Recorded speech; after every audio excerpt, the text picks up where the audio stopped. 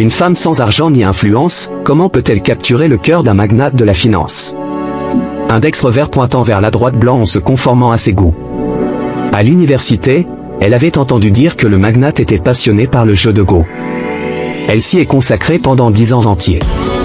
Puis, elle s'est rendue dans un club de Go fréquenté par le magnate et a joué contre un groupe de vieillards. Elle a remporté victoire sur victoire, se forgeant une réputation. Le magnate, entendant parler de ses exploits, est venu observer, curieux, au milieu de la foule. Il la vit, vêtue simplement, avec une aura froide et détachée. Mais sur l'échiquier, ses coups étaient impitoyables. Elle mettait ses adversaires, des vieux messieurs, dans tous leurs états. Cela intrigua beaucoup le magnate. Elle compta soigneusement les pièces. La dynamique du jeu semblait cacher un mystère. Elle voulut demander son nom à son adversaire, mais Wendongen passa à côté d'elle sans un regard. Sans même lui accorder un coup d'œil. De retour chez lui, le magnate rejoint la partie dans sa tête, essayant d'imaginer un affrontement avec elle. Mais à ce moment précis de la partie, alors qu'elle avait déjà gagné, pourquoi avait-elle continué à prolonger le jeu avec son adversaire? Ce style étrange piqua sa curiosité. Chaque fois qu'il repensait à cette partie, le visage de cette femme apparaissait dans son esprit. Un visage délicat et gracieux, mais chargé d'histoire. Ce que le magnate ignorait, c'est que cette femme qui hantait ses pensées l'observait de près, surveillant chacun de ses mouvements. Elle notait même discrètement la fréquence de ses visites au club de Go, attendant le moment parfait. Le gros poisson avait enfin mordu à l'hameçon. Le magnate venait chaque jour au club, espérant recroiser Wendongen. Mais elle ne réapparut jamais. Il se moqua intérieurement de sa propre sentimentalité, puis quitta les lieux, déçu. Mais en arrivant à la porte, Wendongen le frôla en passant. Ses cheveux, soulevés par une légère brise. Plus tard, ils commencèrent à jouer ensemble. Wendongen, avec ses mains fines et agiles, le pressait coup après coup. Les défenses du magnate s'effritaient peu à peu, car son esprit n'était pas sur l'échiquier. Dans ce duel chargé de tension, ils restèrent silencieux pendant longtemps, jusqu'à ce que le magnate craque et parle en premier. Chaque réponse de Wendongen le surprenait.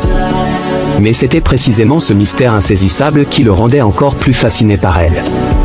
Même lorsqu'elle avait remporté la partie, et qu'elle le regardait avec un sourire en coin, il n'avait toujours pas repris ses esprits. Dongen ramassa l'argent et s'apprêta à partir. Le magnate, dans une tentative désespérée, proposa un pari 5 fois plus élevé pour la retenir.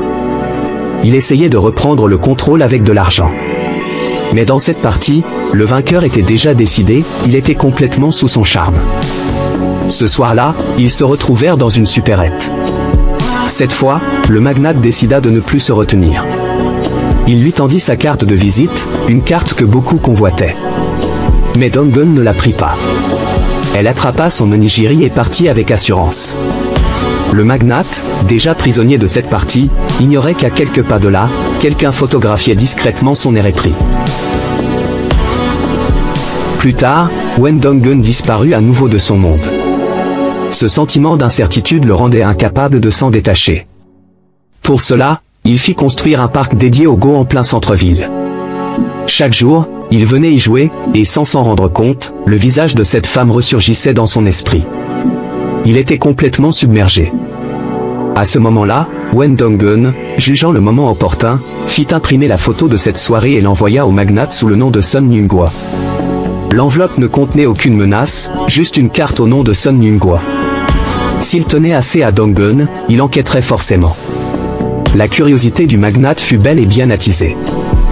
Il appela le numéro indiqué sur la carte, mais Sun Nungwa avait disparu. Il ne trouva que l'employeur de l'expéditeur, sans se douter que cet homme était l'amant secret de sa femme, Park Yeonjin, depuis 20 ans, jeune Jejun. C'était l'histoire de vengeance de Wendongen. Comme mentionné dans l'épisode précédent, elle avait été victime de harcèlement scolaire au lycée. Pour se venger, elle a minutieusement préparé son plan pendant 17 ans, et grâce à une stratégie de division, elle a réussi à faire tomber Sun Nungwa, membre du groupe de harceleurs. Et celui qui l'a tué n'était autre que la femme du magnate, Park Yeonjin, sa principale ennemie. Bien que Park Yeonjin soit immensément riche et difficile à atteindre, Dongen découvrit son secret le plus choquant, sa fille est daltonienne, alors que son mari, le magnate, ne l'est pas. Le véritable daltonien est l'ex-petit ami de Park Yeong-jin, Jeon Jae-joon, également membre du groupe de harceleurs il y a 18 ans. En apprenant ce secret, Wen Dong-geun orchestra soigneusement la scène décrite au début. La vérité, lorsqu'elle est découverte de ses propres mains, est toujours plus bouleversante.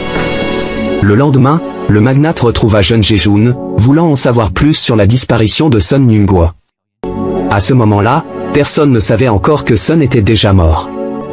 Jeon Jae-joon, incapable de le contacter, fut confronté au magnate, qui remarqua que la cigarette de Jae-joon et la manière dont il la tenait étaient étrangement similaires à celle de sa femme, Park Yeong-jin. Le magnate commença à avoir des soupçons. Il demanda à Jae-joon de le contacter dès qu'il retrouverait Son Young-gwa. Merci d'avoir suivi cette vidéo. La 2 parties arrive bientôt. Abonne-toi pour ne pas la rater. La suite est encore plus incroyable. La partie 2 sort très vite. Active la cloche et abonne-toi pour être le premier à la voir, merci.